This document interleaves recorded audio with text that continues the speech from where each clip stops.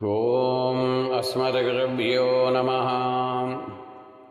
आपदामपहर्तारं दातारं सर्वसम्पदां लोकाभिरामं श्रीरामं भूयो भूयो नमाम्यहम्।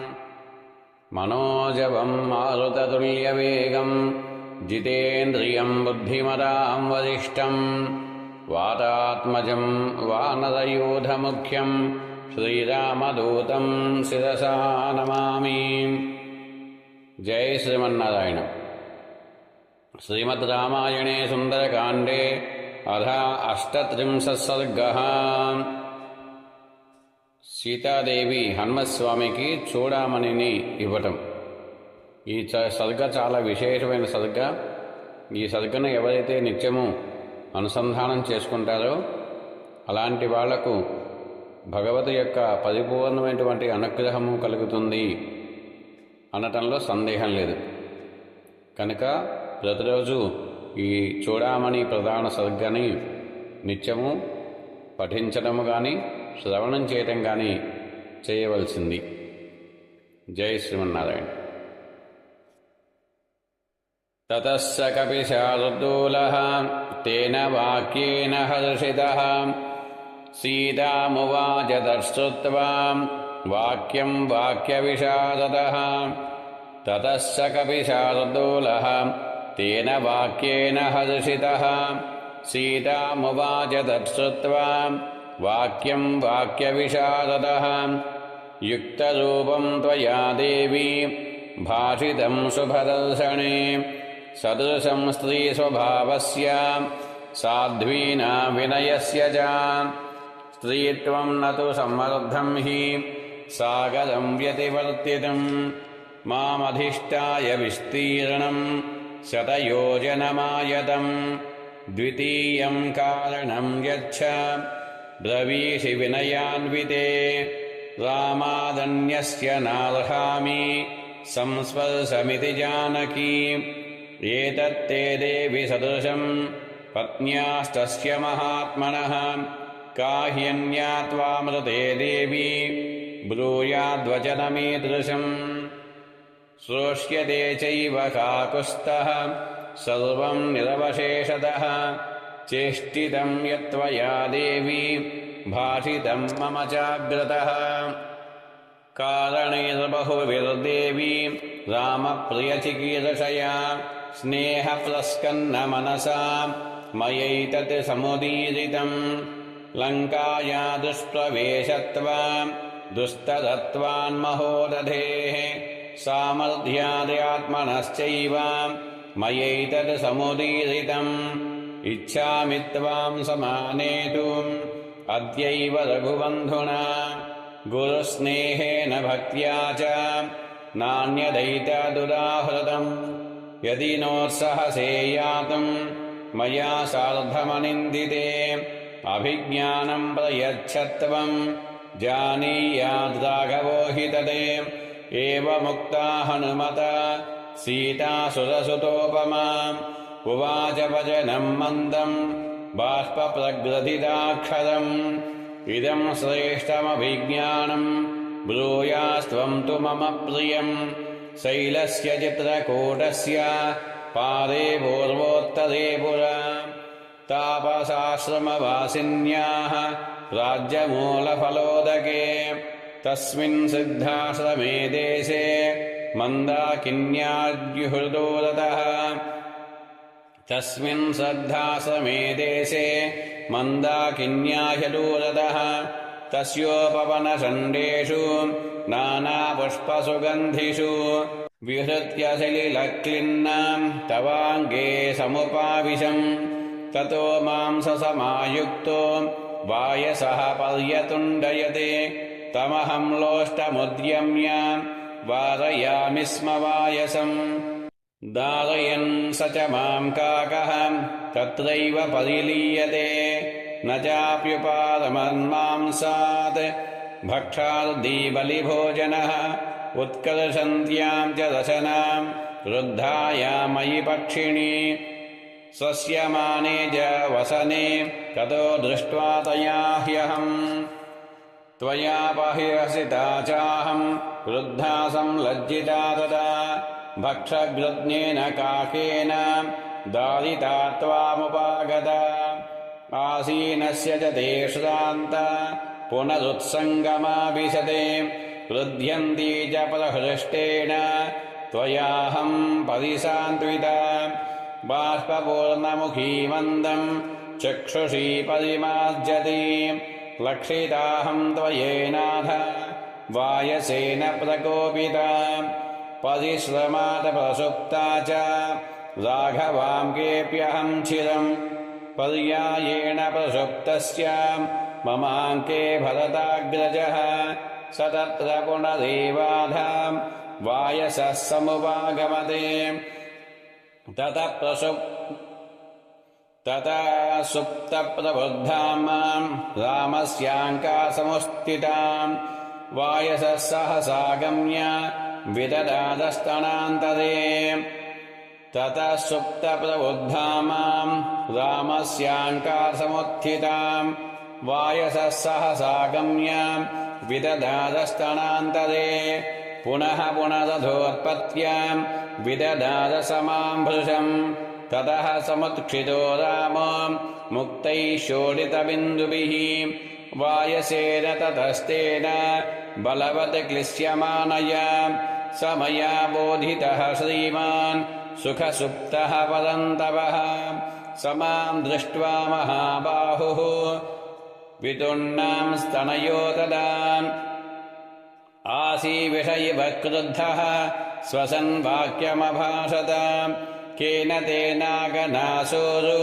विक्षतं वै स्तनान्तरम् कः क्रीडति सरोषेण पञ्चवक्त्रेण भोगिना वीक्षमाणस्ततस्तं वै वायसं समुदैक्षत नखैः सरुधिरैस्तीक्ष्णैः रामे वाभिमुखं स्थितम् नखैः सरुधिरैस्तीक्ष्णैः वामे वाभिमुखं स्थितम् पुत्रः किल सशक्रस्य वायसः पततां वरः धरां तदगतः शीघ्रम् पवनस्य गतौ समः ततस्तस्मिन्महाबाहुः कोपसंवर्तिते क्षणः वायसे कृतवान् क्रूरां मतिं मतिमतां वरः सदर्भं संस्तराद्गृह्य ब्राह्मणास्त्रेण योजयते स दीप्त इव कालाग्निः जज्ज्वालाभिमुखो द्विजम् सतं प्रदीप्तं चिक्षेप दर्भं तं वायसं प्रति ततस्तं वायसं दर्भः सोऽम्बरेणुजगामः अनुसृष्टस्तदा काको जगाम विविधां गतिम् लोककामयिमं लोकं सर्वं वै विचचारः स पित्रा च परित्यक्ता सुरैश्च स महर्षिभिः त्रीन् लोकान् सम्परिक्रम्य तमेव शरणं गतः स पित्रा च परित्यक्तः सुरैश्च स महर्षिभिः त्रीन् लोकान् सम्परिक्रम्य तमेव शरणं गतः सतं निपतितं भूमौ शरण्यशरणागतं वधार्हमपि काकुत्सः कृपया पर्यपालयते न शर्मलब्ध्वा लोकेषु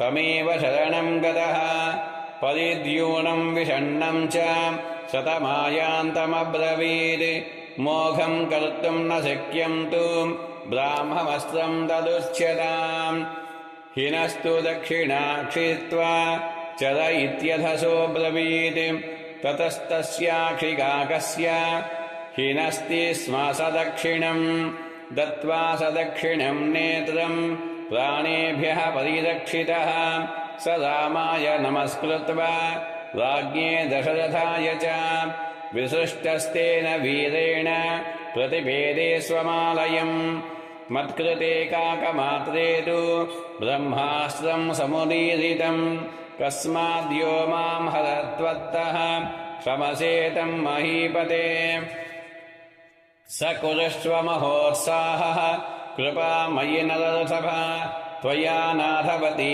नाथ यनाथ इव दृश्यते आनुशंस्यं परो धर्मः त्वत्त एव मया श्रुतः जानामि त्वा महावीर्यं महोत्साहं महाबलम् अपादपादमक्षोभ्यं गाम्भीर्यात् सागरोपमं भर्तारं ससमुद्राय धरण्या वासवोपमम् एवमस्तविदां श्रेष्ठः सत्यवान् बलवानपि किमर्थमस्त्रं रक्षस्सु न योजयति राघवः न नागा नापि गन्धर्वा नासुरा न मरुद्गणाः रामस्य समरे वेगं सक्ताः प्रतिसमाधितुं तस्य वीर्यवतः कश्चित् यद्यस्ति मयि सम्भ्रमः किमर्थं न सीसदैस्तीक्ष्णैः स्वयं नयति राक्षसान्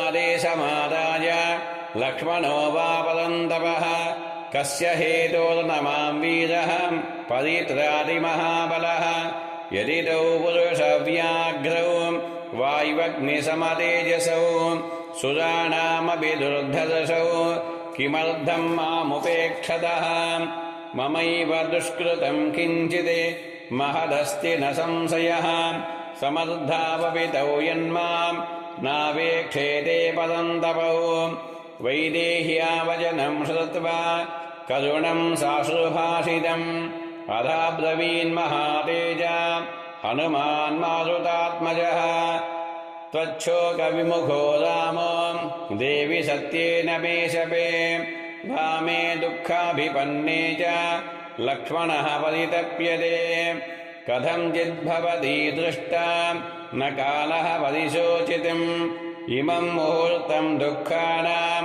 द्रक्ष्यः स्यन्तमनिन्दिते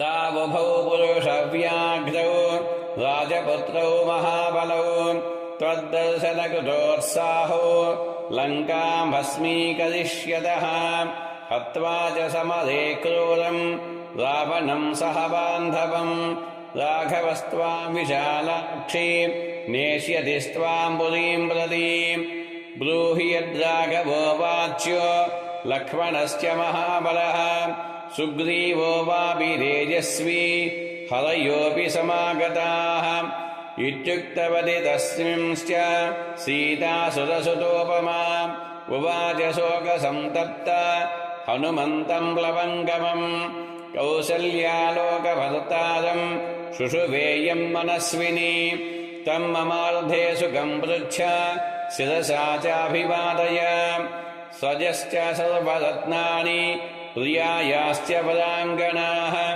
ऐश्वर्यं च विशालायां पृथिव्यामपि दुर्लभम् पितरं मातरं चैव सम्मान्याभिप्रसाद्य च अनुप्रव्रजितो रामं सुमित्रायेन सुप्रजाः आनुकूल्येन धर्मात्मा त्यक्त्वा सुखमनुत्तमम् अनुगच्छति काकुत्स्थं भ्रातरं पालयन् वने सिंहस्कन्दो महाबाहुः मनस्वी प्रियदर्शनः पितृवाद्वर्तते रामे मातृवन्मां समाचरन् प्रियमाणां तदा वीरो न तु मां वेद लक्ष्मणः वृद्धोपसेवी लक्ष्मीवान् शक्तो न बहुभाषिता राजपुत्रः प्रियः श्रेष्ठः सदृशः स्वसुरस्य मे मम प्रियतरो नित्यं भ्राता रामस्य लक्ष्मणः